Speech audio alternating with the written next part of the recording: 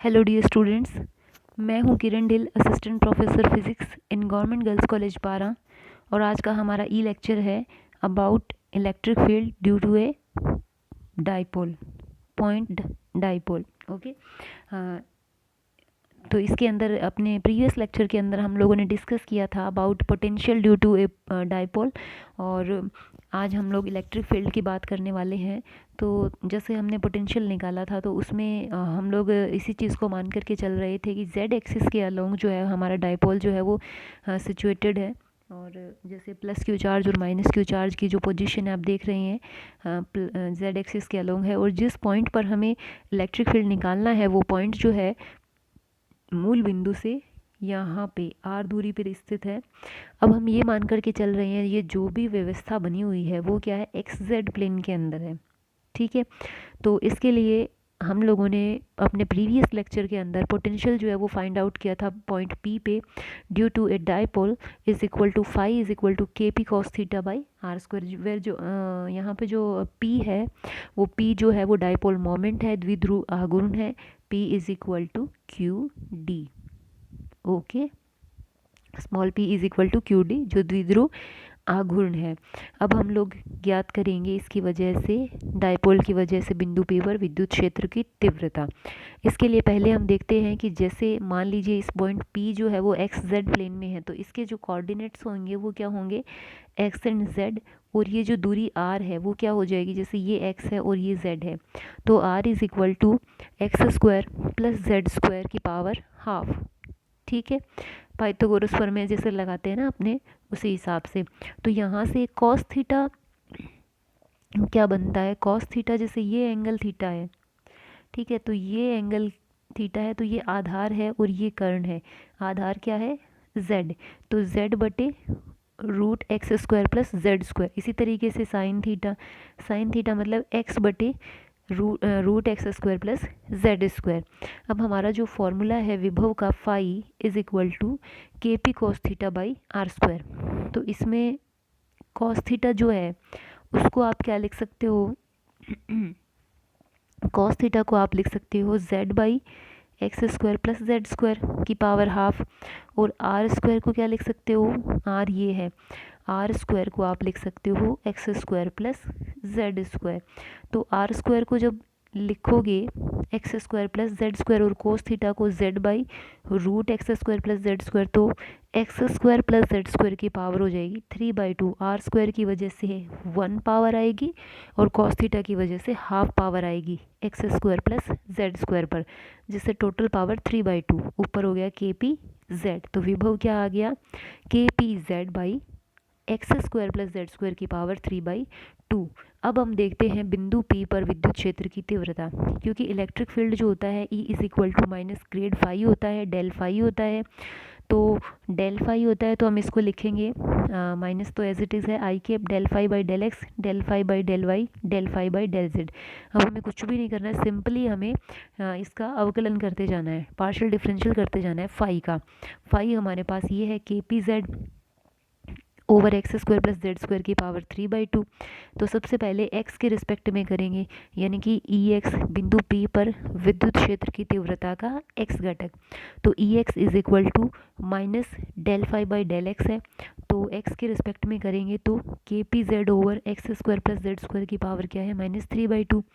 अब इसमें एक्स तो सिर्फ बट्टे में है, ऊपर तो है नहीं, ऊपर वाले को एज इट इज़ बाहर निकालो, x square plus Z square की पावर -3/2, -3/2 आगे आ जाएगा, इसकी पावर इसमें -1 और लगेगा, तो -3/2 -1 क्या हो गया, -5/2। अब अंदर वाले टर्म का जब अवकलन करेंगे तो 2x बनेगा, तो यहाँ से क्या आएगा, 2 से 2 कैंसिल हो जाएगा और के पी जेड और 3x आ जाएगा ना, 3 kpzx भी लिख दो, एक ही बात है, बटे x square plus Z square की पावर 5/2।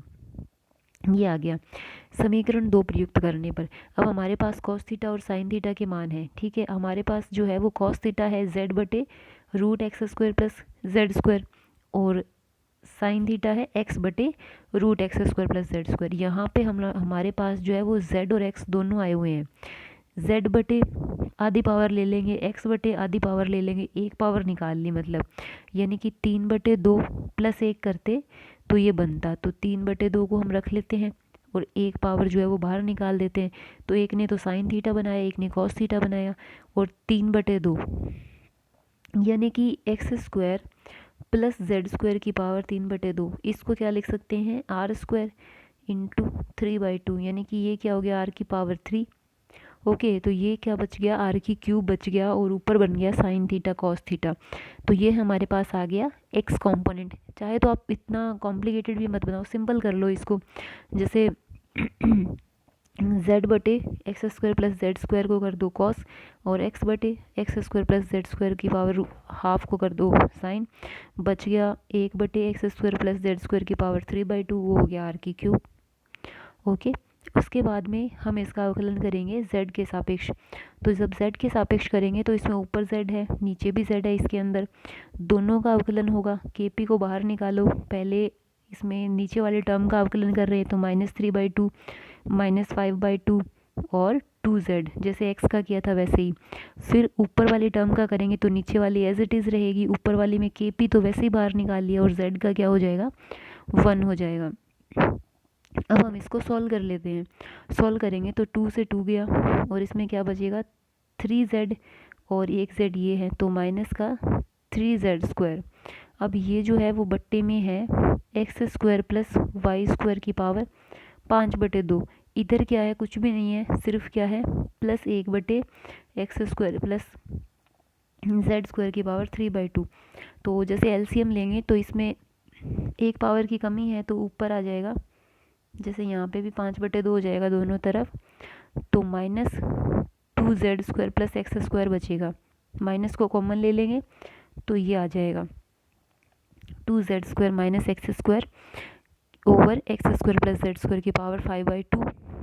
ठीक है, और उसी तरीके से जैसे पहले किया था हमने, z² जो है, जैसे cos थीटा है, cos थीटा बराबर क्या है, z/√x² प्लस z², और cos स्क्वायर थीटा क्या हो जाएगा, z²/x² प्लस z², एक पावर है ना, तो ये तो हो गया cos स्क्वायर, और x² हो गया साइन स्क्वायर, और नीचे पावर 5/2, तो यहाँ से क्या आ जाएगा, 3/2 बचेगी, एक पावर तो दोनों के सेपरेट जैसे बटे में लग जाएगी, तो 3/2 से ये आर की क्यूब बन गया।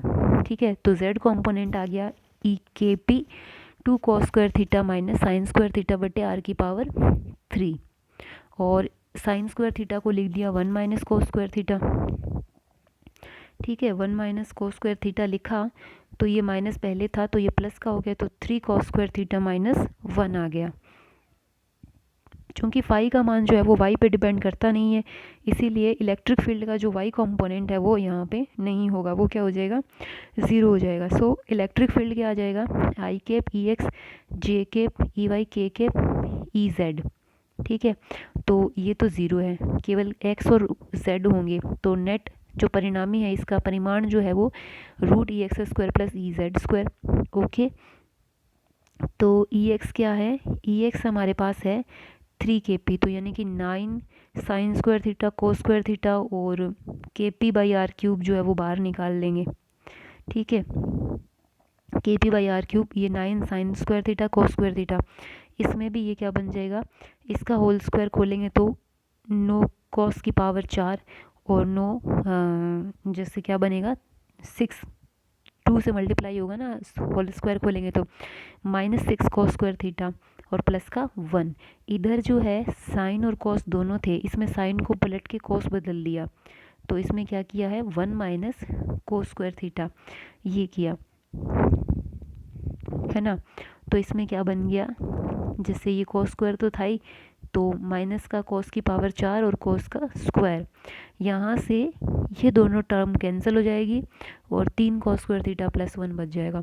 सो नेट इलेक्ट्रिक फील्ड जो है वो kp/r³ √1 plus 3 cos square theta आ जाता है। और विद्युत क्षेत्र की जो दिशा है वो x अक्ष से अल्फा कोण बनाती है, ये हमारी x अक्ष है और ये अल्फा कोण है, ये विद्युत क्षेत्र की दिशा है। ओके, यहाँ पे क्या होता है, जैसे हम लोग निकालेंगे तो जैसे कि हम बात कर रहे थे, ये इलेक्ट्रिक फील्ड की डायरेक्शन है, ये अल्फ़ा है और ये जेड है और ये एक्स है। ओके, तो यहाँ पे अल्फ़ा मतलब हमारे पास क्या आ जाएगा, ये तो है इसका जेड कंपोनेंट और ये है इसका एक्स कंपोनेंट। ठीक है, तो यहाँ पे क्या आ रहा है, जेड बटे अल्फ़ा, ई जेड बटे ई अल्फ़ा जो है वो, ई एक्स जो है वो क्या आ जाएगा, टेन अल्फ़ा आ जाएगा। अल्फ़ा जेड और एक्स, ओके, ये जेड है और ये एक्स है, तो E Z by E x जो है वो क्या आ जाएगा, टेन अल्फ़ा। तो ई जेड है 3 cos² थीटा -1 और नीचे आ जाएगा 3 sin थीटा cos थीटा, क्योंकि के पी बाई आर क्यूब तो कैंसिल हो जाएगा दोनों से। ओके, तो इस तरीके से हम देखते हैं कि किसी भी विद्युत द्विध्रुव के कारण विद्युत क्षेत्र की तीव्रता जो है वो दूरी के घन के व्युत्क्रमानुपाती होती है, समानुपाती 1/r³, ये आया था ना इस तरीके से। अब क्या होता है, द्विध्रुव के अक्ष पर स्थित बिंदु के लिए जो डायपोल है उसके अक्ष पर होगा तो थीटा ज़ीरो होने से कॉस थीटा तो 1 हो जाता है, लेकिन साइन थीटा 0, यानी कि ई एक्स तो 0 हो जाएगा क्योंकि उसमें साइन थीटा है, और ई जेड जो है वो क्या आ जाएगा 2 kp/r³, क्योंकि यहाँ पे जैसे उसका ई जेड का जो फॉर्मूला है उसमें -1 है ना, ये रहा, तो cos थीटा तो 1 हुआ, 3 - 1 2 kp/r³। इसी तरीके से द्विध्रुव के निरक्ष पर स्थित बिंदु के लिए निरक्ष पर थीटा 90 है, तो वही cos थीटा तो 0 हो जाएगा, यानी कि ई एक्स में तो cos और साइन दोनों है तो वो 0, और इसके अंदर ई जेड के अंदर क्या होगा, cos तो 0 हो जाएगा, तो -kp/r³। फिर से हमें सिर्फ केवल के अक्ष और निरक्ष दोनों बिंदुओं पर इलेक्ट्रिक फील्ड जो है वो सिर्फ उसका के कंपोनेंट या जेड कंपोनेंट ही मिलेगा। तो इस तरीके से हमने डायपोल की वजह से इलेक्ट्रिक फील्ड जो है वो फाइंड आउट किया। इसको निकालने का एक अनदर मेथड भी है, जो कि जैसे हमने अभी तो कार्टेशियन कोऑर्डिनेट सिस्टम यूज़ करके किया, अभी पोलर कोऑर्डिनेट सिस्टम यूज़ करके भी इसको कर सकते हैं। जैसे मान लीजिए कि जैसे ये जो सेंटर पॉइंट ओ है उससे बिंदु पी है, पी से पी जो है वो ओ से आर डिस्टेंस पे है, तो इधर क्या हो जाएगा इसका ई आर वा कॉम्पोनेंट होगा। ठीक है, और उसके बाद जैसे ये थीटा है, थीटा की डायरेक्शन क्या होती है इस तरीके से, क्योंकि थीटा यहाँ से शुरू होएगा और इस तरीके से बढ़ता है, तो थीटा की डायरेक्शन नीचे की तरफ ये होती है। तो ये ई आर और ये ई थीटा है ना, ये ई आर है और ये ई थीटा है, तो नेट इलेक्ट्रिक फील्ड इन दोनों की वजह से होगा। तो E = माइनस ग्रेड फाई। तो इसको जैसे स्फेरिकल कोऑर्डिनेट्स के अंदर लिखेंगे आर थीटा फाई में, सॉरी सिलेंड्रिकल में नहीं सॉरी स्फेरिकल में, ठीक है, पोलर कोऑर्डिनेट्स में, स्फेरिकल पोलर कोऑर्डिनेट्स में, तो इसको आप लिख सकते हो del by del r r के, 1/r del by del theta theta के, plus 1/r sine theta del over del phi phi के। तो फाई तो हमारे पास है नहीं, इसको हटा दो, तो ये दो ही है। आर के रिस्पेक्ट में करेंगे तो आर बटे में है, तो 1/r² का क्या हो जाएगा -2/r³, तो के 2p cos theta by r³। इसी तरीके से हम सेकंड टर्म के लिए करेंगे, थीटा वाली के लिए -1/r del by del theta phi का करेंगे, तो cos थीटा साइन थीटा में बदल जाएगा और माइनस आएगा तो प्लस में बदल जाएगा, तो के पी और cos का क्या हो जाएगा साइन थीटा ओवर आर की क्यूब आ जाएगी। ठीक है, इस तरीके से हमारे पास आर का कंपोनेंट और थीटा का कंपोनेंट दोनों मिल जाते हैं, तो ई आर जो है वो आ जाएगा kp/r³। ठीक है, 2 cos थीटा आर के, इधर साइन थीटा थीटा के, इन दोनों की वजह से टोटल इलेक्ट्रिक फील्ड जो है वो आ जाएगा ER² plus E theta square का रूट, तो kp/r³ तो बाहर निकाल लो और अंदर क्या बचेगा 2 cos थीटा मतलब 4 cos² थीटा, और ये साइन स्क्वायर थीटा को cos में बदल लो तो 3 cos² थीटा प्लस 1। ठीक है, तो ये पोलर कोऑर्डिनेट सिस्टम के अंदर भी हम लोग इलेक्ट्रिक फील्ड को फाइंड आउट कर सकते हैं। और इलेक्ट्रिक फील्ड की जो डायरेक्शन है tan alpha E theta by E r K P sine theta over r³ और के 2p cos theta by r³, तो के पी गया और आर की क्यूब गया, तो क्या बन गया 1/2 टेन थीटा, जैसे इसमें दिया हुआ ना, ये रहा, ये अल्फ़ा है तो E R by E theta क्या बन गया 10 अल्फ़ा। ठीक है, यही है 10 अल्फ़ा। ठीक है। इस तरीके से हम डायपोल की वजह से इलेक्ट्रिक फील्ड जो है उसको फाइंड आउट कर सकते हैं। कार्टेशियन कोऑर्डिनेट सिस्टम लेकर भी यूज़ कर सकते हैं और स्फेरिकल पोलर कोऑर्डिनेट सिस्टम भी यूज़ कर सकते हैं। तो बच्चों इसको अच्छे से स्टडी कर लेना, कोई भी प्रॉब्लम हो तो पूछना। खुश रहो, स्वस्थ रहो, अपना ख्याल रखो और पढ़ाई करते रहो।